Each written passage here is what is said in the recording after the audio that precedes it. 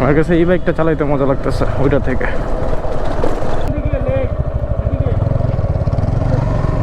এই হচ্ছে আমাদের সামনে যিনি আছে উনি হচ্ছে আমাদের ম্যাপ। অস্থির লেভেলের রাস্তা।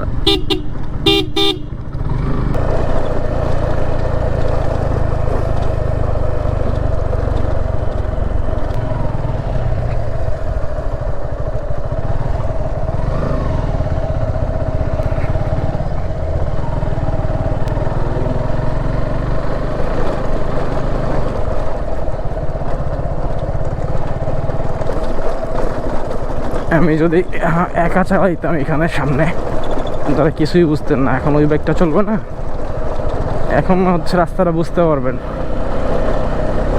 সামনে কেমন কতটুকু কি আছে।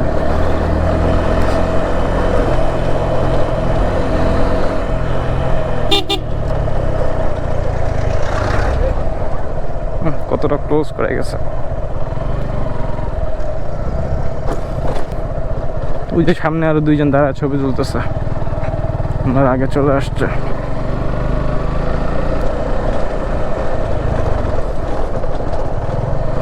আমার কাছে এই বাইকটা চালাইতে মজা লাগতেছে ওইটা থেকে,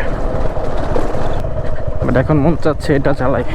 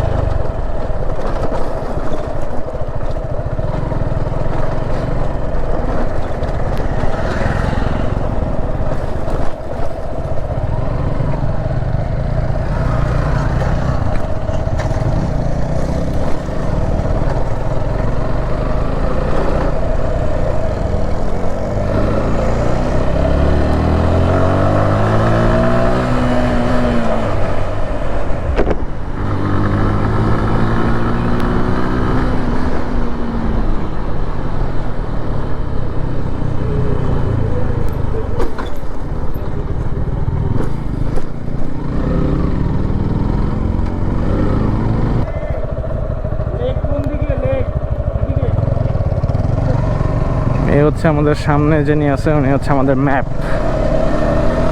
আমাদের গ্রুপ লিডার এবং হচ্ছে আমাদের ম্যাপ। উনি যে রাস্তা দিয়ে নিয়ে আসছে এই গত 2 থেকে 3টা দিন অস্থির লেভেলের রাস্তা।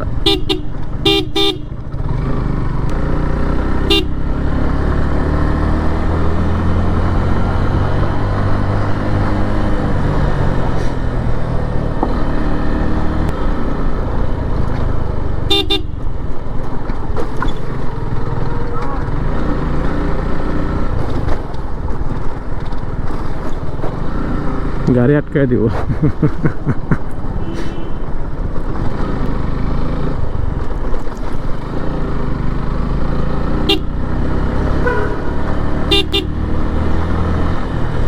বুঝলাম না মোড়ে মোড়ে রাস্তা ভাঙা কেন?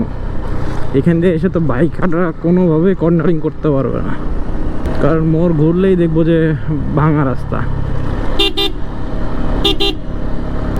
এই হর্নটা জোস লাগে আমার কাছে।